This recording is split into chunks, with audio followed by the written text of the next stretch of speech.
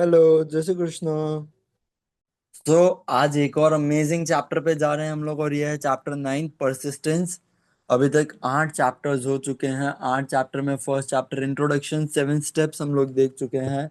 एक burning desire के पीछे फेथ, फेथ के साथ specialised knowledge, auto suggestion, imagination, imagination के बाद ऑर्गेनाइज्ड प्लानिंग, उसके बाद डिसीजन, उस प्लान के ऊपर डिसीजन लेना। और फिर चैप्टर 9 है परसिस्टेंस, डटे रहना। ये वो सबसे जरूरी स्टेप है जिससे कि फेथ जन्म लेता है। और यही हमारा 8वां स्टेप है, रिच बनने के टूवर्ड्स। देखो, परसिस्टेंस एक बहुत ही ज्यादा इंपॉर्टेंट फैक्टर है अगर आपको अपनी डिजायर को मनी के अंदर कन्वर्ट करना है। परसिस्टेंस का अगर दूसरा मीनिंग देखे तो वो तो है विल पावर। विल पावर और डिजायर, जब ये दोनों चीजें अच्छे से मिल जाए तो एक इररेजिस्टिबल कॉम्बिनेशन बनता है। जो भी लोग बड़े बड़े खजाने इकट्ठे कर पाए हैं वो ऐसे देखे जाते हैं जैसे बहुत खड़ूस हैं, और कभी कभी तो एकदम ही अड़ियल। लेकिन लोग उन्हें समझ नहीं पाए हैं। उनके पास विल पावर है और वो इसको परसिस्टेंस के साथ मिक्स करते हैं और अपनी डिजायर को इंश्योर करते हैं कि इनकी डिजायर जो है वो अपने ऑब्जेक्टिव अचीव कर ही ले। हेनरी फोर्ड को बहुत ज्यादा मिसअंडरस्टूड किया जाता था कि वो रूथलेस हैं या फिर कोल्ड ब्लडेड हैं, मतलब खड़ूस हैं। और ये गलतफहमी इतनी ज्यादा बढ़ गई कि थॉम के जितने भी प्लान्स थे सबके अंदर दिक्कत आने लगी, लेकिन हेनरी फोर्ड डटे रहे। और इसी हैबिट की वजह से उनके जब प्लान सक्सेसफुल हो जाते थे तब लोग उनकी वाहवाही भी करते थे। देखो, परसिस्टेंस का या विल पावर का डायरेक्टली शायद कोई भी सुपर हीरो पावर के साथ रिलेशन नहीं होगा, लेकिन यही वो क्वालिटी है जो इंसान को स्टील का बना देती है। दैट इज, उसका कैरेक्टर इतना स्ट्रांग कर देती है। अगर आपको एक बड़ा सा फॉर्च्यून बनाना है जिसके अंदर अगर आपके पूरे 13 फैक्टर्स जो हैं इस फिलोसॉफी के वो अप्लाई किए जाएं तो ही बन पाएगा। इन प्रिंसिपल्स को अच्छे से समझना जरूरी है और इन्हें बार बार अप्लाई करना बहुत जरूरी है, रेगुलरली परसिस्टेंस के साथ। उन सब लोगों के लिए जो भी मनी अक्यूमुलेट करना चाहते हैं, अगर आप ये बुक फॉलो कर रहे हैं इस इंटेंशन से कि आप ये नॉलेज अप्लाई करेंगे जो भी यहाँ पे बता रहे हैं, तो आपका सबसे पहला टेस्ट होगा कि टिके रहना। आपको जब तक 100-200 बार रही आप लोगों को आपने अपना डेफिनेट गोल नहीं पढ़ लिया हो, रही जब तक आप लोगों ने अपना डेफिनेट प्लान जो है उसके ऊपर आप लोगों को भरोसा नहीं आ गया हो, तब तक आप भले ही ऐसे कि डेली रूटीन इंस्ट्रक्शंस पढ़ सकते हैं, राइट, लेकिन जल्दी ही आपको इसके डेली रूटीन में लेके आना है और फिर सारे इंस्ट्रक्शंस फॉलो करने हैं। ऑथर चेक कर रहे हैं अभी तक कि क्योंकि लैक ऑफ परसिस्टेंस जो कि सबसे बड़ा कारण है फेलियर के लिए, इसके लिए ऑथर चेक करना चाहते हैं कि आप ये चीजें करोगे या नहीं। और तो और हजारों लोगों के एक्सपीरियंस से प्रूफ हुआ है कि लैक ऑफ परसिस्टेंस या टिके नहीं रहना, यही एक वो वीकनेस है जो ज्यादातर लोगों के अंदर कॉमन होती है। ये वो वीकनेस है जिसको एफर्ट के थ्रू ओवरकम किया जा सकता है। देखो, उस आसानी से जिससे लैक ऑफ परसिस्टेंस को अगर आपको जीतना है, राइट, तो आपको सिर्फ अपनी डिजायर की इंटेंसिटी को बढ़ाना होगा और फिर आप एफर्ट लोगे। हर एक अचीवमेंट का स्टार्टिंग पॉइंट होता है डिजायर, ये अपने दिमाग में हमेशा रखना। क्योंकि वीक डिजायर जो है वो वीक रिजल्ट्स लेके आती है, वैसे ही जैसे एक छोटी सी आग एक छोटा सा ही हीट प्रोड्यूस करती है। अगर आप खुद को परसिस्टेंस के अंदर देख रहे हो कि आप लैक कर रहे हो, तो ये वीकनेस ओवरकम की जा सकती है अपने डिजायर्स को और फायर देके। पूरी बुक को एंड तक पढ़ो और फिर से चैप्टर 2 पे जाओ और इमीडिएटली वो सारे इंस्ट्रक्शंस कैरी आउट करो जो 6 स्टेप्स लिखे हुए हैं। जिस उत्साह से, जिस ईगरनेस से आप ये सारे इंस्ट्रक्शंस फॉलो करोगे, वही बताएगा कि आपकी डिजायर कितनी बड़ी है और आपको कितनी जल्दी पैसा इकट्ठा करना है। अगर आप देखते हो कि आपको कोई फर्क ही नहीं पड़ रहा है, तो आप श्योर हो सकते हो कि अभी तक आपने वो मनी कॉन्शियसनेस एक्वायर नहीं किया है जो आपको पजेस करना होगा इससे पहले कि आप बहुत सारी मनी इकट्ठा कर पाओ। क्योंकि फॉर्च्यून उन्हीं लोगों के पास जाता है जिनके दिमाग रेडी हैं उस मनी को अट्रैक्ट करने के लिए, वैसे ही जैसे पानी समुद्र के पास जाता है। इस बुक के अंदर आपको सारे चीजें जो भी एक माइंड को ट्यून करने के लिए जरूरी है यूनिवर्स के साथ, वो सारी चीजें आपको मिल जाएंगी अगर आपको अपनी डिजायर्स अचीव करनी है। लेकिन अगर आप देखते हो कि आप परसिस्टेंस के अंदर लो हो, वीक हो, तो आपको अपना सारा ध्यान चैप्टर है आगे एक पावर, उसके अंदर जो इंस्ट्रक्शंस हैं उसके अंदर लगाना होगा। खुद को एक मास्टरमाइंड ग्रुप से सराउंड करना होगा और कोऑपरेटिव एफर्ट्स अपने मेंबर्स के ग्रुप के साथ लेके आप परसिस्टेंस डेवलप कर सकते हो। आपको एडिशनल इंफॉर्मेशन भी परसिस्टेंस डेवलप करने के लिए ऑटो सजेशन के चैप्टर्स में मिल सकती है, जहाँ पे हम लोगों ने सबकॉन्शियस माइंड की बात की है। जो भी इंस्ट्रक्शंस बताए जा रहे हैं इन चैप्टर्स के अंदर, जब तक वो आपके नेचर ना बन जाए, वो आपके सबकॉन्शियस माइंड में ना चले जाए, आपके दिमाग में एक क्लियर पिक्चर ना बन जाए आपके डिजायर की, तब तक आपको कंटिन्यू रखने हैं। उस पॉइंट के बाद आप देखोगे कि आपको परसिस्टेंस की दिक्कत नहीं आ रही है। आपके सबकॉन्शियस माइंड कंटिन्यूअसली वर्क करता रहेगा, जब आप जाग रहे हो तब भी और जब आप सो गए हो तब भी। कभी कभी ये रूल्स को अप्लाई कर लेना, राइट, भले ही आपको इनकी वैल्यू नहीं लगे, लेकिन अगर आपको रिजल्ट चाहिए तो आपको ये रूल्स को अप्लाई करना होगा जब तक इनकी हैबिट ना बन जाए। दूसरे कोई तरीके से आप मनी कॉन्शियसनेस डेवलप नहीं कर पाओगे। देखो, पोवर्टी वो लोग अट्रैक्ट करते हैं जिनका माइंड पोवर्टी के लिए फेवरेबल होता है, वैसे ही जैसे मनी वो लोग अट्रैक्ट करते हैं जिनका माइंड प्रिपेयर्ड होता है। और दोनों के लिए सेम लॉ ही काम करता है।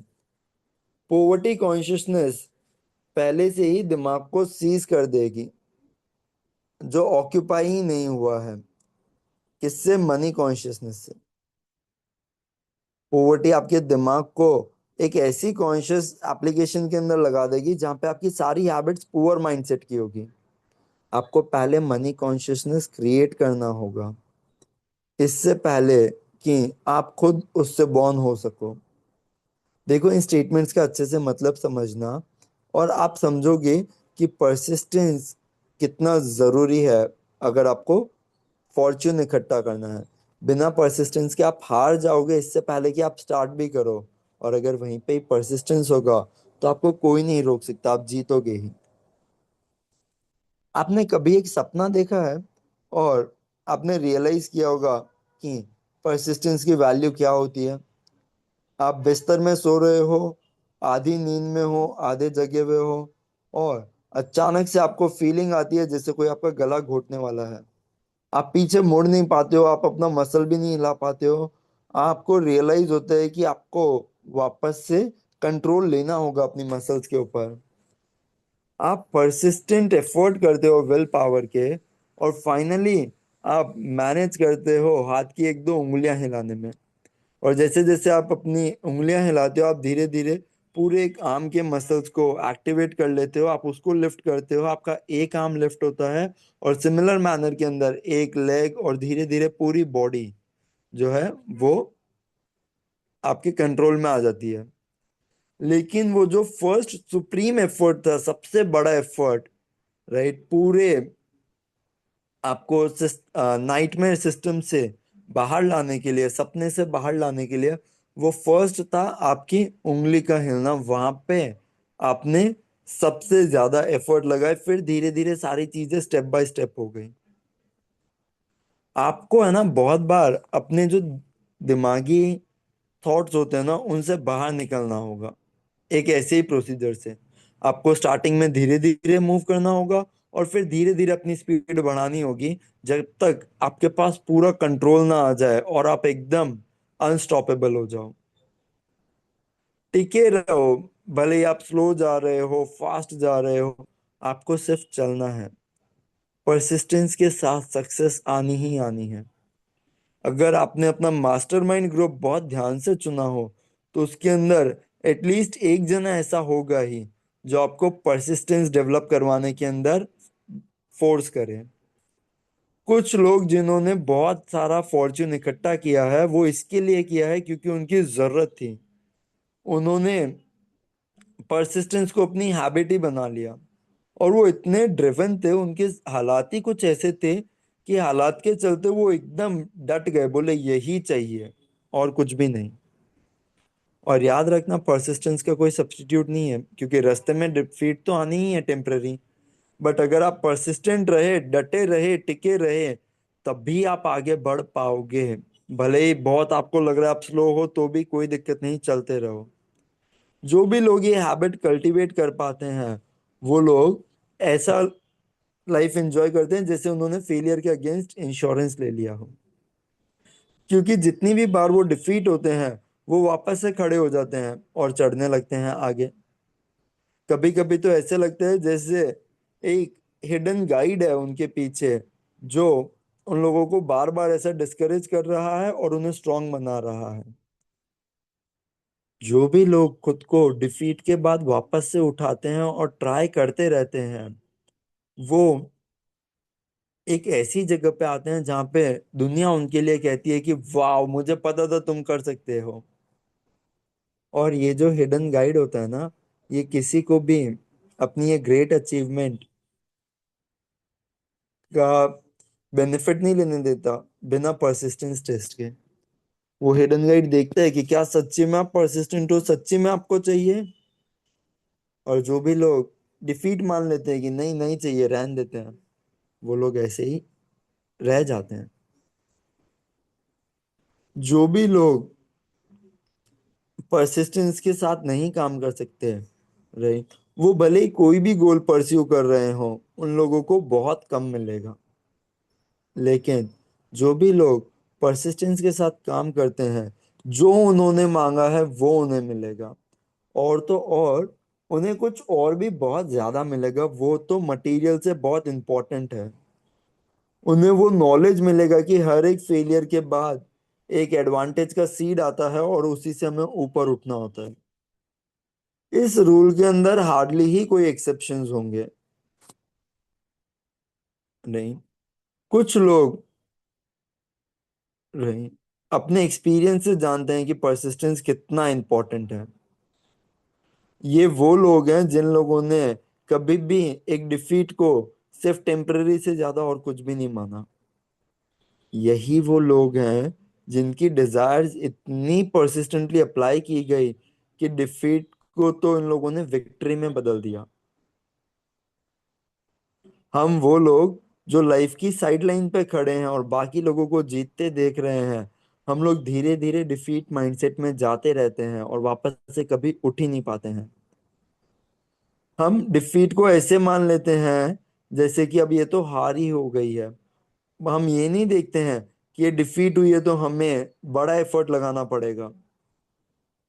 क्योंकि हम लाइफ के इस फंडामेंटल को समझ ही नहीं पाते हैं, और हम लाइफ के इस रिवर्स गियर को समझ नहीं पाते हैं। इसकी वजह से हम कभी भी रिवर्स लेके आगे वापस से फॉरवर्ड तो ले ही नहीं पाते हैं।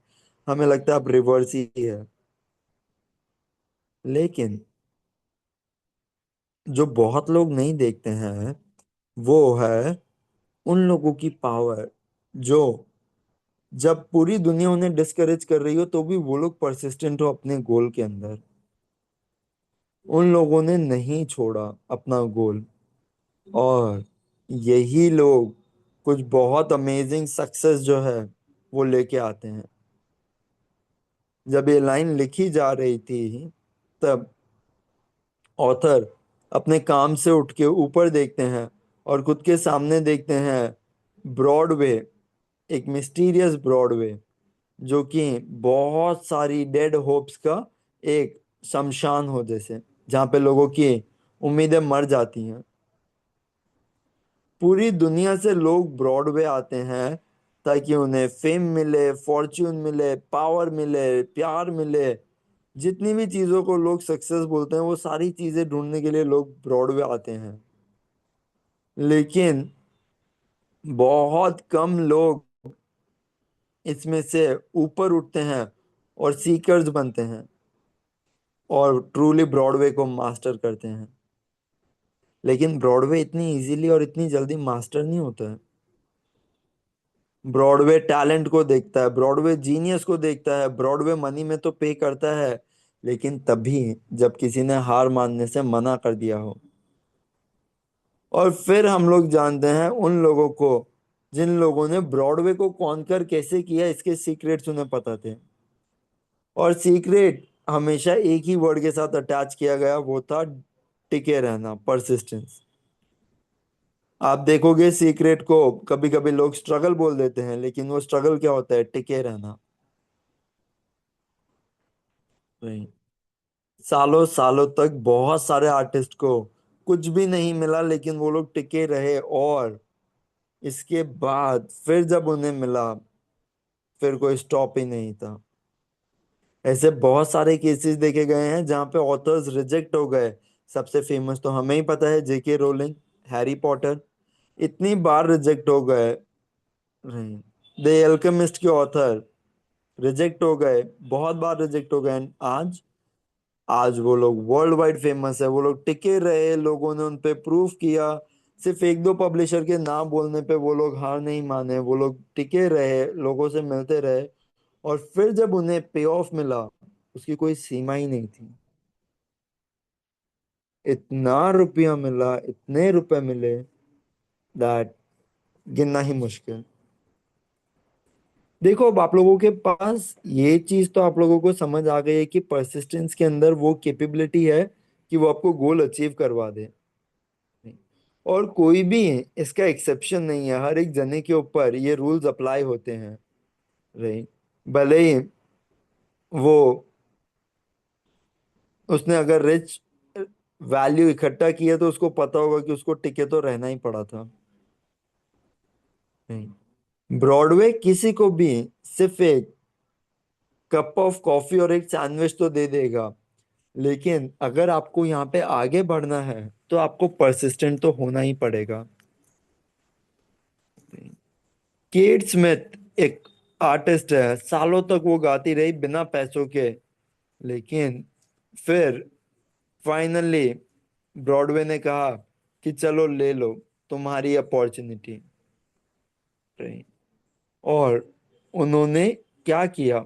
उन्होंने फिर जो चीजें रिकॉर्ड की, राइट, वो तो बहुत ही अमेजिंग। उन्हें फिर इतना ज्यादा मिला, इतना ज्यादा मिला कि जितनी उनकी एक वीक की सैलरी थी, उतना लोग, बहुत सारे लोग साल भर में भी अर्न नहीं करते हैं। लेकिन वो टिकी रही। और ये एक बहुत ही, देखो, एनकरेजिंग स्टेटमेंट है, जो खुद के साथ एक सजेशन भी कैरी करता है कि हजारों सिंगर केट स्मिथ की तरह ही अच्छा गाते होंगे ब्रॉडवे के अंदर, लेकिन टिके रहना, उन्हीं लोगों को सक्सेस मिलती है। बहुत लोग आए और चले गए, बहुत लोगों ने अच्छा गाया, लेकिन फिर भी उन लोगों को वो अपॉर्चुनिटी उस टाइम पे नहीं मिली। लेकिन उन लोगों ने हिम्मत छोड़ दी और टिके नहीं रहे, और इसकी वजह से ब्रॉडवे ने भी उनसे उम्मीदें छोड़ दी। पर परसिस्टेंस एक स्टेट ऑफ माइंड है, इसके लिए इसको भी हम लोग कल्टीवेट कर सकते हैं, डेवलप कर सकते हैं। जैसे बाकी सारी स्टेट्स ऑफ माइंड होती है, परसिस्टेंस भी कुछ कुछ डेफिनेट कॉजेस के ऊपर बना है, कुछ कुछ कारण है। सबसे पहला आता है definiteness of purpose. Clear cut जानना कि मुझे क्या चाहिए, ये बहुत जरूरी है अगर आपको परसिस्टेंट रहना है। क्योंकि एक स्ट्रांग मोटिव होगा ना, वो आपको कोई भी चीज, कोई भी डिफिकल्टी को सरपास करवाने में, उसको ओवरकम करने में हेल्प कर देगा। दूसरी चीज डिजायर, ये पर्पस पूरा करना ही करना है। इंटेंस डिजायर डेवलप करनी कि ये तो पूरा करना ही करना है। सेल्फ रिलायंस, खुद की एबिलिटी के अंदर बिलीव रखना और फिर एक प्लान डेवलप करना, इत- जो कि परसिस्टेंस हो। सेल्फ रिलायंस डेवलप की जा सकती है, जो हम लोगों ने ऑटो सजेशन के चैप्टर के अंदर देखा था। फिर नेक्स्ट है definiteness of plan. Organise plan के चैप्टर के अंदर जो हमने देखा था कि अगर ऑर्गेनाइज प्लान हो, राइट, फिर भले ही वो थोड़े से वीक हो और प्रैक्टिकल भी हो, इनप्रैक्टिकल भी हो थोड़े से, लेकिन उनके ऊपर परसिस्टेंट रह के आप छोटे छोटे एडजस्टमेंट्स करके आप लोग आगे बढ़ सकते हो। एक्यूरेट नॉलेज, ये जानना कि मेरे प्लान अच्छे हैं और वो मेरे एक्सपीरियंसेस और ऑब्जर्वेशन के ऊपर बने हैं, ये आपके परसिस्टेंस को बढ़ावा देता है। अगर आप गेस वर्क करते हो तो ये आपके परसिस्टेंस को थोड़ा सा किल कर देता है, क्योंकि आपको कॉन्फिडेंस नहीं आता है। तो थोड़ा सा नॉलेज लेना बहुत ज़्यादा ज़रूरी है। कोऑपरेशन, जब आप लोगों के साथ मिलजुल के काम करते हो हार्मोनियस रिलेशनशिप के अंदर, तो ऑटोमेटिकली परसिस्टेंस आता है। कभी आप लो होते हो, कभी वो लोग लो होते हैं, बट एक दूसरे को संभालते संभालते चीजें बढ़ती जाती हैं। ये तो एकदम सच्ची बात है। विल पावर, देखो, अपने थॉट्स के ऊपर कंसंट्रेट करने की जो हैबिट है, ये बहुत ज्यादा जरूरी है। ये हम लोग पेज नंबर 164 और 165 और 166 के ऊपर देखेंगे, राइट। ये हमें परसिस्टेंस की स्किल डेवलप करवाने में बहुत हेल्प करती है कि अपने हैबिट, अपने थॉट्स की हैबिट को कंसंट्रेट करना, अपने थॉट्स को कंसंट्रेट करने की हैबिट, माय बैड, राइट। और इसी के ऊपर ऑथर नेक्स्ट पॉइंट बता रहे हैं, हैबिट। क्योंकि परसिस्टेंस जो है ना, ये एक हैबिट ही है। माइंड वो सारी चीजें अब्जॉर्ब कर लेता है जो भी वो डेली एक्सपीरियंस करता है। फियर, जो कि वर्स्ट एनिमी है, इसको आराम से ठीक किया जा सकता है अगर आप बार बार थोड़े से करेज के रिपीटेड एक्शंस लो। जो भी लोग एक्टिव सर्विस के अंदर देखे गए हैं, उन सब लोगों को ये चीज पता है कि अगर आप लोग करेज के एक्टिव एफर्ट्स लेते हो, रिपीट करते हो, तो ऑटोमेटिकली आप लोग जो है ये हैबिट डेवलप करते हो। इससे पहले कि हम लोग परसिस्टेंस का सब्जेक्ट छोड़ें, खुद की एक इन्वेंट्री लो, खुद का चेक करो और देखो कि क्या आप ये एसेंशियल क्वालिटी मिस तो नहीं कर रहे हो। काफी हिम्मत के साथ खुद को नापना, पॉइंट बाय पॉइंट, और देखना कि ये जो 8 फैक्टर्स हैं, इनमें से आपके अंदर कौन से नहीं है। ये एनालिसिस कुछ ऐसी डिस्कवरीज देगा जिससे आप खुद के ऊपर एक पूरी नई ग्रिप लेके आ सकते हो। वाओ, ये 8 फैक्टर्स, डेफिनेटनेस ऑफ पर्पस अब है, डिजायर भी है, सेल्फ रिलायंस, यस ये भी आ रहा है, प्लान्स भी डेफिनेट है, नॉलेज भी एक्यूरेट आ रहा है, कोऑपरेशन भी मिल रहा है, विल पावर भी आ रही है, हैबिट भी बना रहे हैं डेली। वाओ यार, अमेजिंग। सो करते हैं हम लोग यारो हमारा मेडिटेशन। आ जाते हैं। पहले 3 लंबी गहरी सांसें।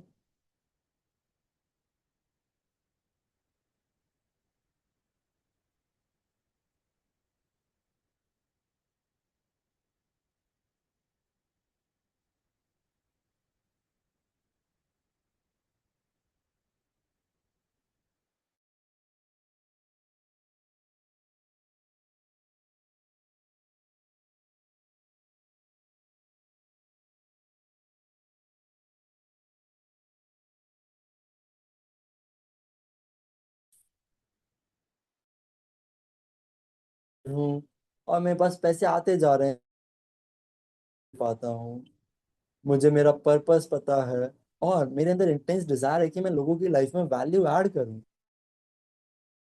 मेरी लाइफ में भी वैल्यू आ रही है। मैं डेली खुद को देख पा रहा हूँ कि मैं लोगों की लाइफ में वैल्यू ऐड कर रहा हूँ। मेरा नेचर ही है कि मेरा रिच माइंडसेट है और मैं वैल्यू क्रिएशन पे फोकस करता हूँ। I am I am rich, I am rich, I am rich. मैं डेली खुद के साथ ये प्रैक्टिस करके देख पा रहा हूँ कि मैं डेली और बेटर एफर्ट्स ले रहा हूँ। मैं डेली सर्व करने के लिए और ज्यादा रेडी हो रहा हूँ। मैं डेली खुद को ये पॉइंट्स अप्लाई करते हुए देख के और स्ट्रांग फील कर रहा हूँ। Wow, I am rich, I am rich, I am rich, I am rich, I am rich, I am rich, I am rich, I am rich, I am rich. आराम से इसी रिच पर्सनालिटी के साथ slowly अपनी eyes open करेंगे और इस rich world को देखेंगे जहाँ पे हमें वैल्यू ऐड करनी है। All the best. जय श्री कृष्ण।